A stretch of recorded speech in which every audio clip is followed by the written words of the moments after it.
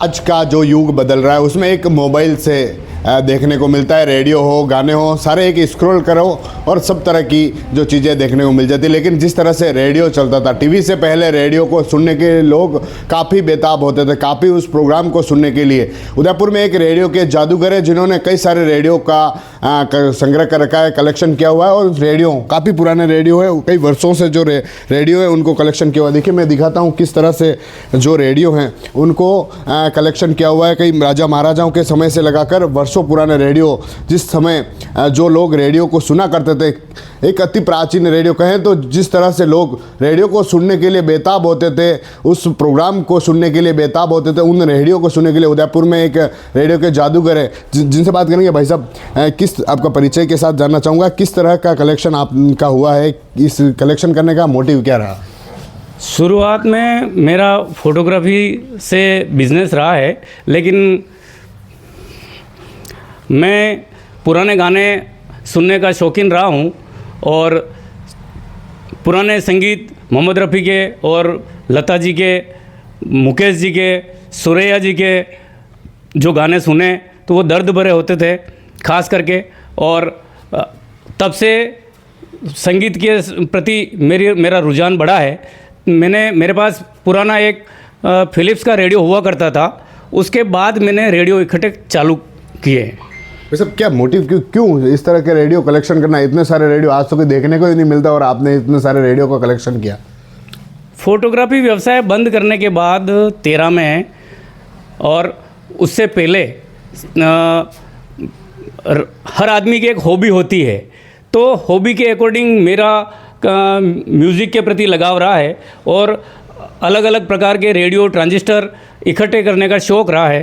तो बहुत सारे रेडियो मेरे को गिफ्ट में मिले हैं, बहुत सारे रेडियो मैंने स्क्रैप में ख़रीदे हैं और कुछ लोगों ने मेरे को गिफ्ट भी किए हैं। कौन कौन से रेडियो है अपने पास भाई साहब, और कब कब के रेडियो है? रेडियो का संग्रह देखा जाए तो 60-70 साल से पुराने मेरे पास रेडियो हैं और कुछ ग्रामोफोन भी हैं और स्पूल भी हैं और कुछ आइटम्स जो मेरे पास ख़राब पड़े हैं तो उनको मैं रिपेयर करता हूं और मेरी समझ से बाहर होता है तो मैं दूसरों से करवाता हूं। कितने रेडियो होंगे आपके पास इस संग्रहालय में? आज की तारीख में देखा जाए तो मेरे पास करीबन 200-250 रेडियो हैं और 60% रनिंग कंडीशन में है। देखिए मैं एक बार फिर से दिखाता हूँ, 200 से अधिक रेडियो इनके पास कलेक्शन में है और ग्रामोफोन से कई सारे रेडियो जो इनका एक शौक था। भाई साहब बताइए, ये रेडियो जो आप देख पा रहे हैं ये किस तरह का रेडियो है, कितने साल पुराना है और इसकी क्या विशेषता है, इसको किस तरह से आपने इसको संग्रह कर रखा है? रेडियो देखा जाए तो एक आम आदमी की पहुंच तक है। पहले पूंजीपतियों और राजा महाराजाओं के पास ही बड़े रेडियो हुआ करते थे जो उन्होंने समय के अकॉर्डिंग काल कवलित हो गए। और आज को देखा जाए तो रेडियो हर आदमी सुन सकता है, खरीद सकता है, सहेज सकता है और बहुत सारी न्यूज़ घर बैठे प्राप्त कर सकता है। ये जैसे रेडियो दिखा रहे हैं तो ये वाल वाला रेडियो है और इसमें 90 वाट की बैटरी लगती थी और गर्म होने के बाद चलता था।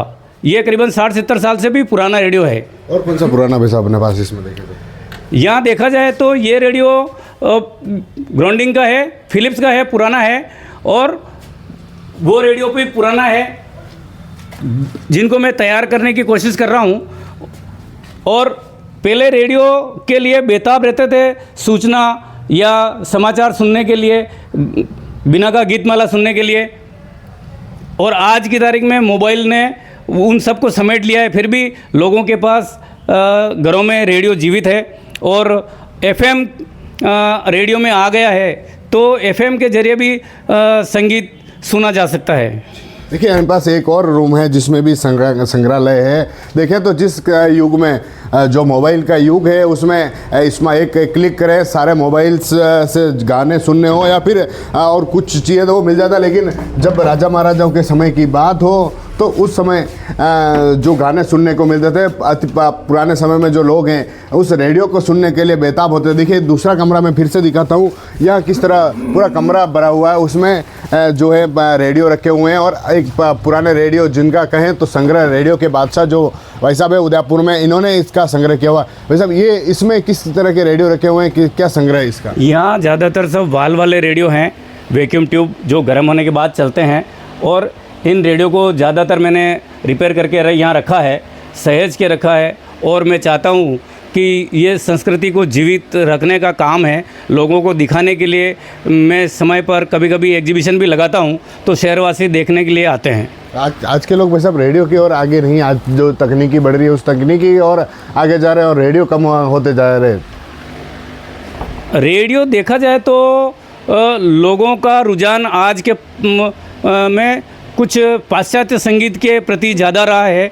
और जो पुराने मेंबर्स हैं तो वो पुराने संगीत सुनकर ही अपने आप को गौरवान्वित महसूस करते हैं। वो पुराने गीत हर आदमी के ज़बान पे चलता है। और आजकल जो नई धुनें बन रही है वो भी पुराने संगीत के ऊपर ही कुछ एडिट करके उसको बनाया जा रहा है, जिसमें साउंड ज़्यादा है और वर्ड्स कम हैं।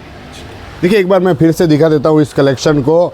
जो पुराने रेडियो हैं जो यहाँ पर कलेक्शन कर रखे होते हैं ट्यूब से, जो पहले गर्म हुआ करते थे उसके बाद शुरू होते थे। ऐसे तमाम जो रेडियो 200 से अधिक रेडियो का कलेक्शन इनके पास है। और जिस तरह से संस्कृति जो आगे बढ़ रही है उस रेडियो कम होते जा रहे हैं, लेकिन उनके प्रति जागरूकता लाने के लिए जिस तरह से संग्रह उदयपुर में क्या हुआ है। TV9 के लिए राजेश डांगी।